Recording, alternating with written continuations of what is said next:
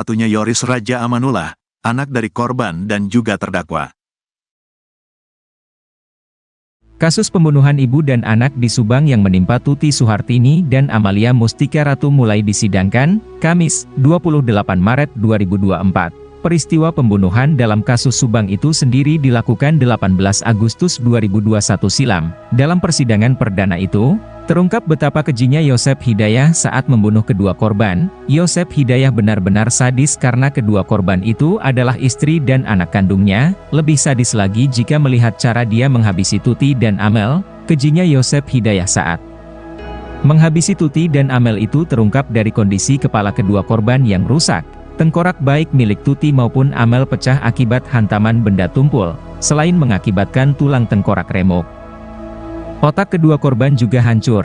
Jaksa Penuntut Umum, JPU, Neva Sari Susanti yang membacakan surat dakwaan untuk terdakwa Yosep Hidayah. Neva juga membacakan hasil otopsi dan visum terhadap kedua korban akibat aksi keji Yosep Hidayah CS. Adapun berdasarkan hasil visum yang dilakukan oleh Fahmi Arif Hakim dari tim forensik di RS Sartika Asih Bandung terungkap bahwa Tuti mengalami luka parah pada bagian kepala akibat hantaman benda tumpul yakni golok dan stik golf, sebab kematian pada orang ini adalah akibat kekerasan tumpul pada daerah kepala yang mengakibatkan patah tulang tengkorak, memar otak dan hancurnya sebagian organ otak, kata jaksa. Begitu pula dengan Amel, hasil visum menunjukkan bahwa kematian Amel disebabkan luka parah yang diderita pada bagian kepala akibat hantaman benda tumpul. Sebab kematian pada orang ini adalah akibat kekerasan tumpul pada daerah kepala yang mengakibatkan patah tulang tengkorak, memar otak dan hancurnya sebagian organ otak, ujar jaksa.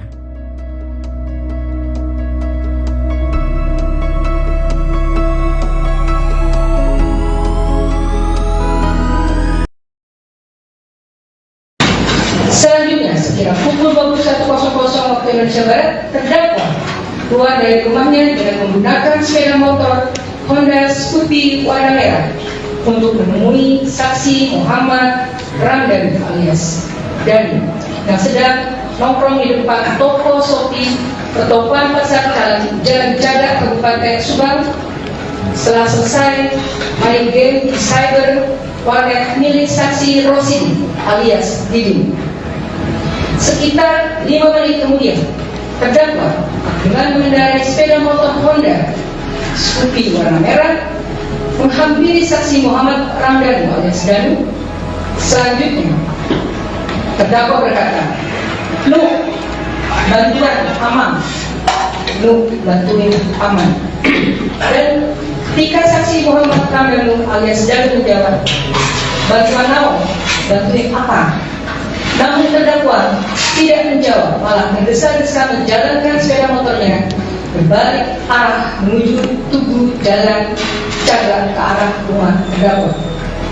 Bahwa terdakwa setelah bertemu dengan saksi Muhammad Ramdan alias Danu, terdakwa mampir ke rumah Honda Ulangi. Terdakwa mampir ke warung tempat jualan pecel lele di seberang Masjid Agung Jalan Jagat, dan tidak lama kemudian saksi Muhammad Ramdan alias Danu yang semula hendak pergi menuju ke arah Cisetu atau rumah terdakwa, rumah korban Tuti Suhartini dan korban Amalia Mustika Ratu atau TKP, namun karena saksi Muhammad Ramdan alias Danu melihat sepeda motor terdakwa terparkir di depan warung penjual pecel lele, akhirnya menemui terdakwa di tempat jualan pecel lele dengan mengendarai sepeda Yamaha Vega ZR warna hitam. Bahwa setelah itu terdakwa dihampiri oleh saksi Muhammad Ramdan alias Danu yang masuk ke dalam warung pecel lele dan langsung menyapa pada terdakwa, "Ma, mantuan naon, paman, mau dibantu apa?" Lalu terdakwa berkata, "Tos wae bantuin amang, sudah saja bantuin paman." Terdakwa lalu mengatakan kepada saksi Muhammad Ramdan alias Dani, "Amang teh ayeuna ke gaduh acis, amang dijatah bibi jeung Amel." Atau Jadi paman sekarang nggak punya uang, paman dijatah oleh bibi dan Amel.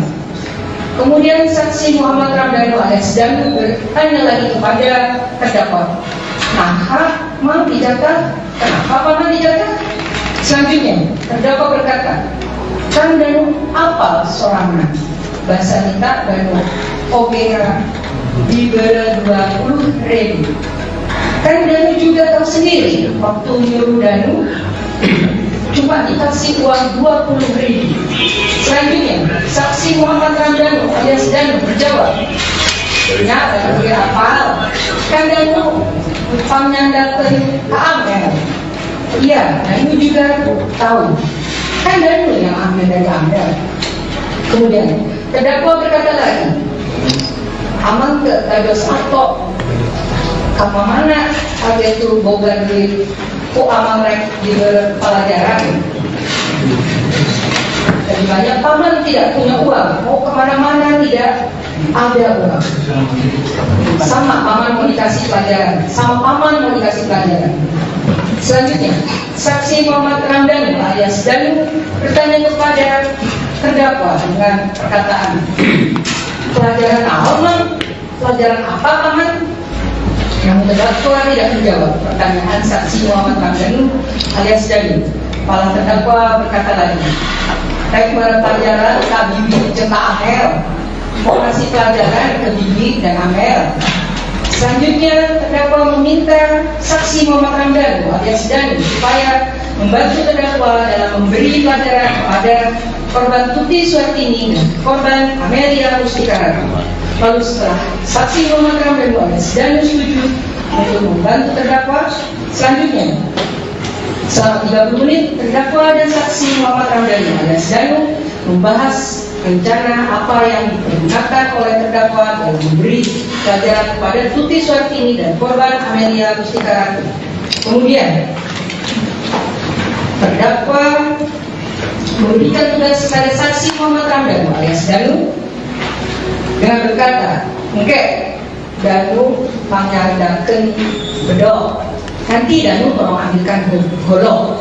Kemudian terdakwa juga menyuruh agar saksi Muhammad Ramdhanu alias Danu supaya menjaga di luar saja dengan berkata, oke Danu mah jagaan rumah di luar lain, nanti Danu jaga rumah dari luar saja. Selanjutnya terdakwa menyuruh lagi supaya saksi Muhammad Ramdhanu alias Danu untuk memarkirkan motornya di kebun dengan berkata, motornya kayak parkirkan di kebun, motornya nanti diparkir di kebun. Lalu menunggu perintah selanjutnya dari terdakwa dan berkata, nunggu instruksi amal wae, nunggu instruksi pangasan. Lanjutkan. Bahwa sekitar pukul 00.30 waktu Indonesia Barat,